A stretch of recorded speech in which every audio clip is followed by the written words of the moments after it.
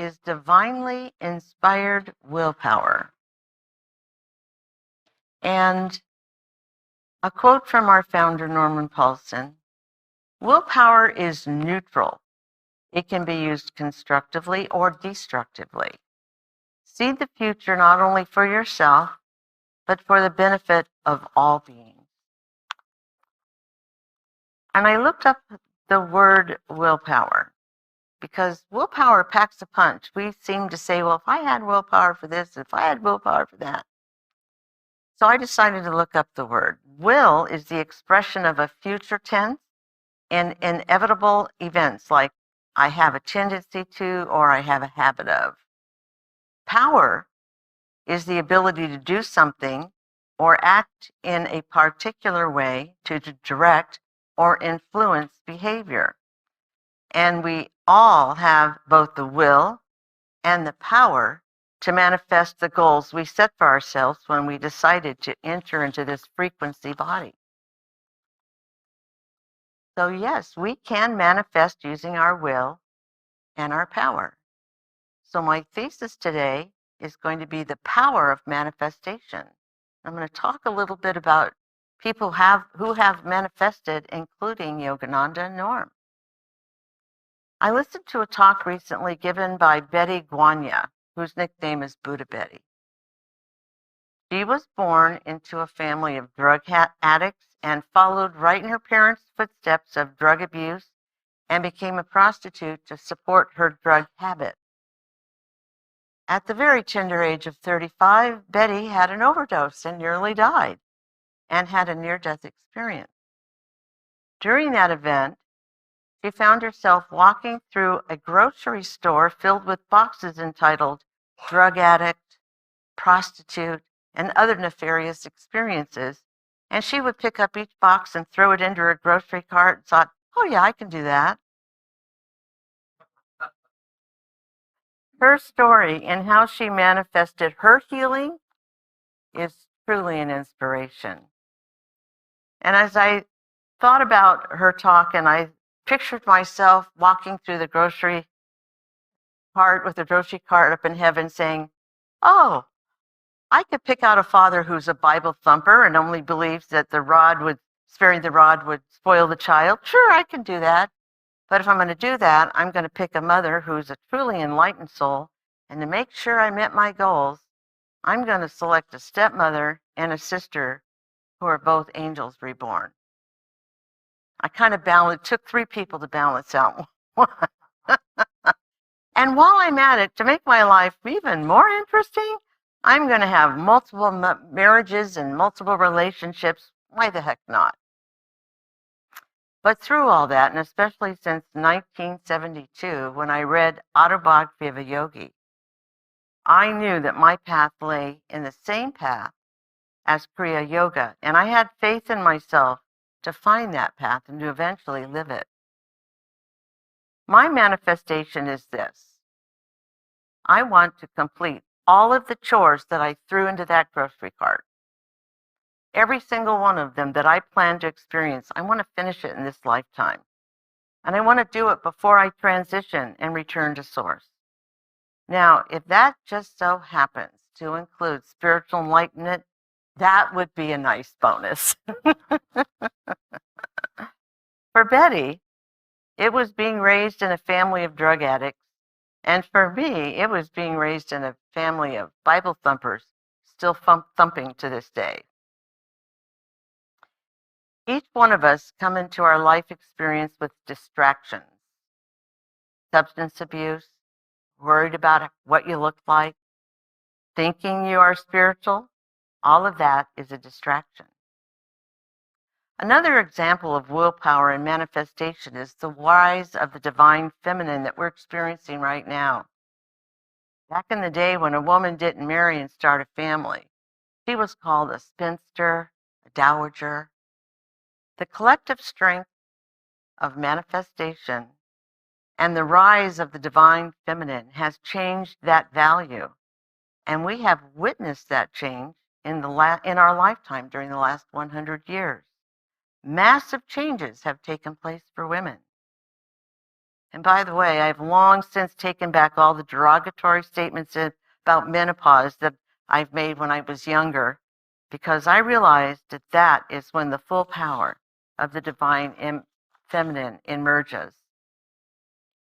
My all-time favorite example of manifestation is Norman Paulsen, who manifested Sunburst at the behest of Yogananda. We are sitting here today, all of us, sharing in this moment of co-creation because of that success. Yogananda's manifestation of householder communities that practice daily meditation together and walk the path of Kriya. There are other householder communities that Yogananda manifested. Song of the Morning, Ananda, Polestar, to name a few, all of them thriving. It took patience, power, the will to manifest and wait until conditions were right to start this community. And for all of the soul seekers that are here to come together. And together we manifest and hold space for those. And I quote our beloved Valerie King, who is in spirit right now.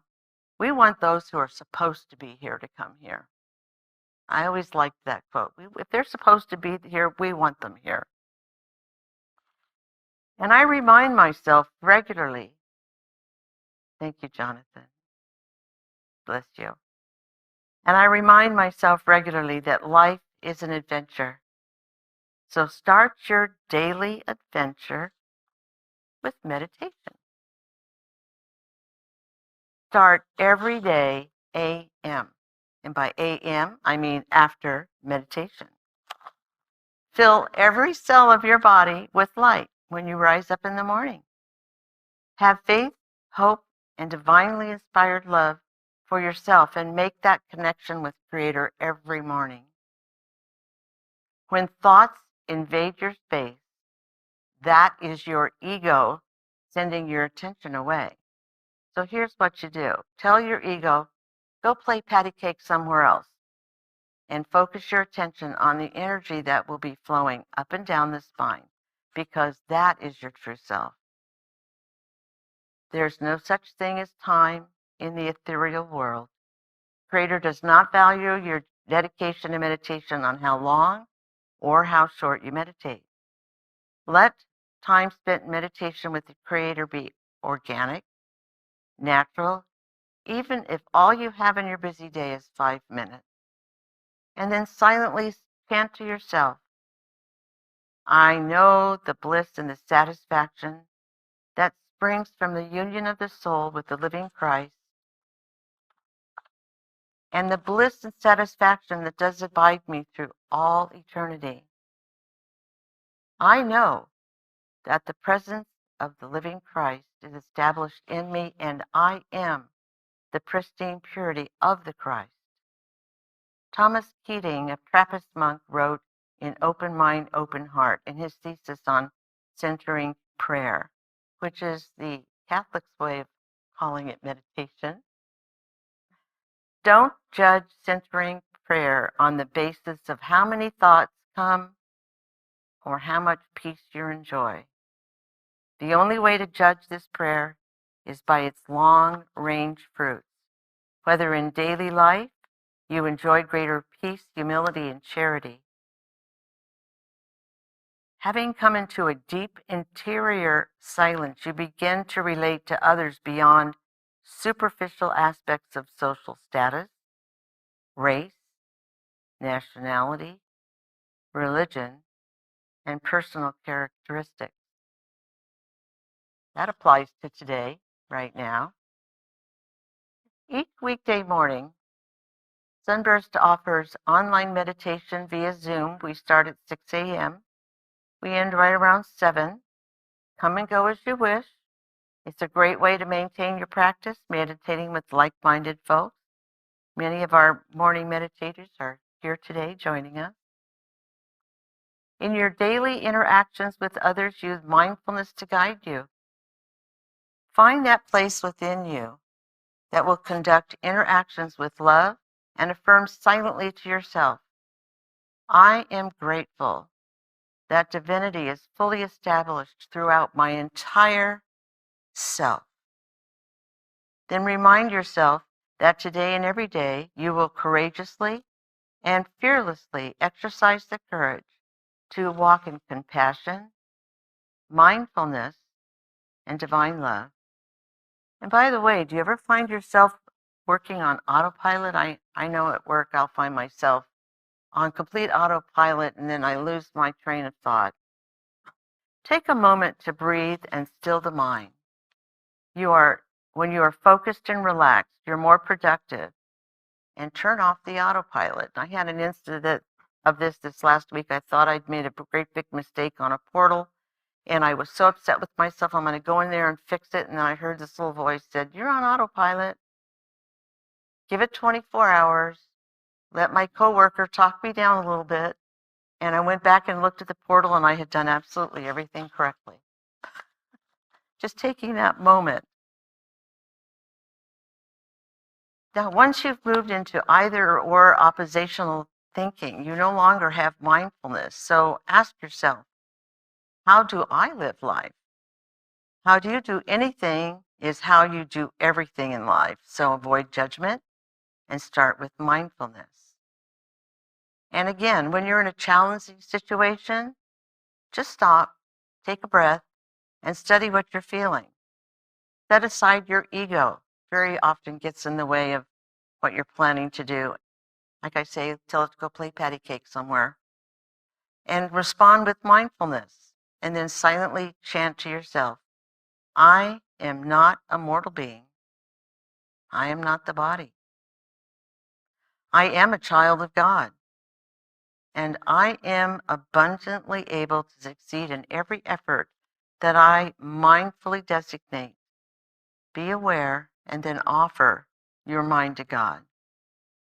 Most importantly, when you're speaking, do so consciously, because words are energy. They can affect you and those around you, so speak without judgment and silently ask yourself, is it true? Is it helpful? Are you speaking with integrity? Were you kind? Most importantly, avoid righteousness and avoid being right. And to quote from Richard Rohr, to use biblical text in a spiritual way as Jesus did is to allow it to convert you, to change you, to grow you up as you respond. What does this ask of me? How might I apply it to my life, to my family, to my church, to my neighborhood, to my country, and even the world? Exercise cosmic humility of God and speak without arrogance. And always remember that God's voice is silence. In our daily walk of life, when you're associating with family, friends, and colleagues, look for that place in your heart. Find your center. And balance it with honesty, mindfulness, and silently say to yourself, today and every day, I will effortlessly and with great joy walk in the footsteps of the masters, recognizing all beings as God's source. And I will honor God's source by exercising equanimity and radiate mindful energy.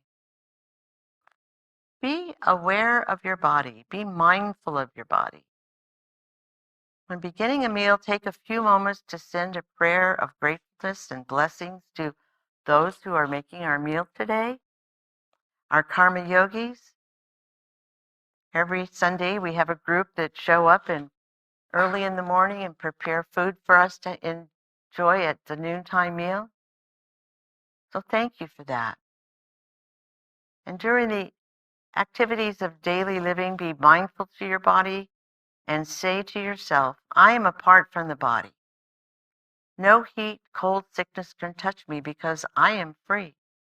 Be true to your commitments to your body and treat it as the divine entity it truly is. Be loving and mindful during times of recreation and association. Embrace the unknown with a loving, kind heart during interactions.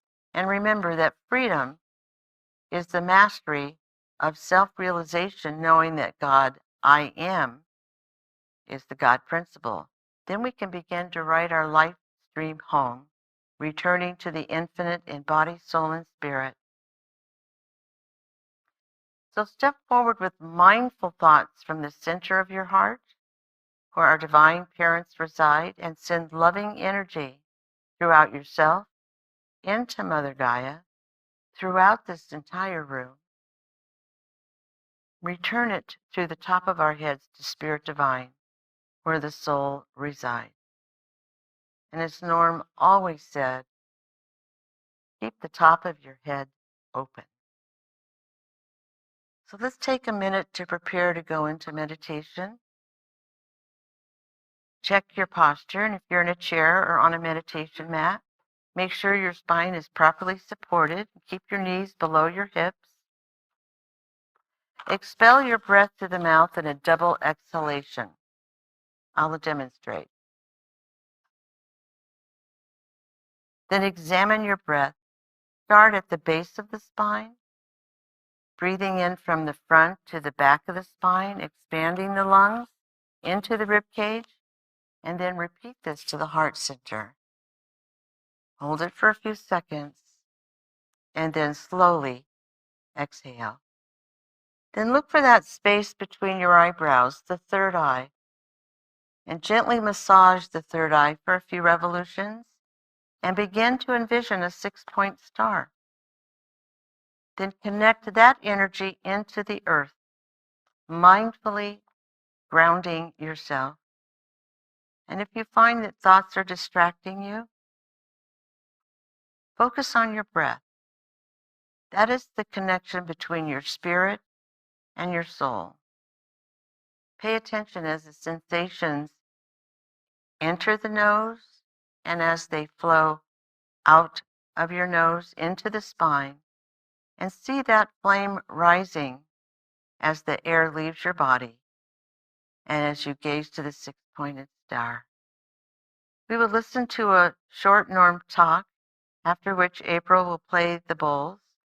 We will enter into our quiet time, and we will come out of our quiet time where you hear the sound of the Om.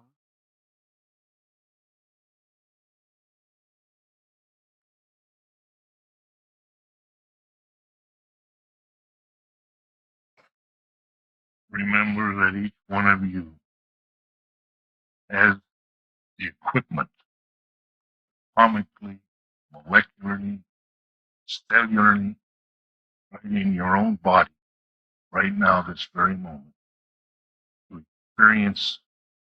totally experience cosmic consciousness, divine illumination, oneness with God. You don't have to go anywhere. It's all right within you. The whole creation is right within you. How can you see it? Meditate on it.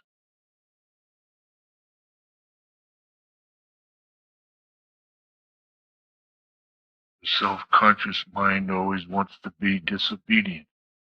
Doesn't want to meditate. Doesn't want to spend the time. Doesn't want to sit. Doesn't want the inconvenience. It always wants to pursue restlessness. Running after this, running after that for what? No place to go, nothing to do really. A hole in the ground waits for all of us. We better find out now. Rein in that self-conscious mind. Rein it in and make it sit down and be still. Pray for the divine to reveal that light. Reach up to the crown of the head and open the door. Let those powerful vortexes of life force spin into you, to the crown of your head, that place that was open and beating when you were little children, babes.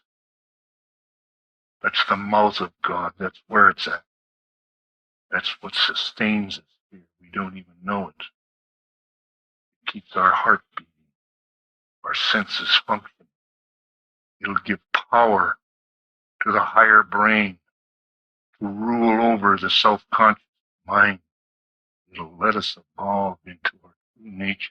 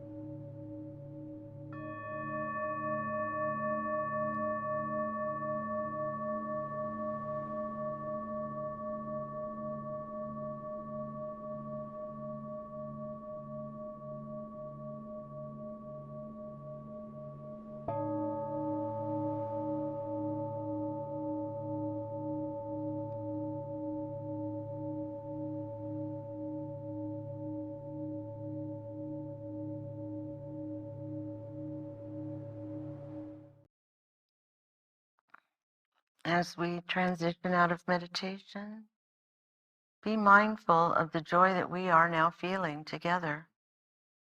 We are meditating in fellowship and experiencing co-creating, elevating, and raising the energy level closer to the Creator as we are all one. I'm going to close the service with a short chant, and you're welcome to silently chant to yourself, after which we'll have some few closing songs. Heavenly Father, Mother Friend, beloved God, Jesus Christ, Bhagavan Krishna, Father Babaji, Lahiri Mahasai, Swami Sri Yukteswar, Paramahansa Yogananda, and saints of all religions, I bow to you all.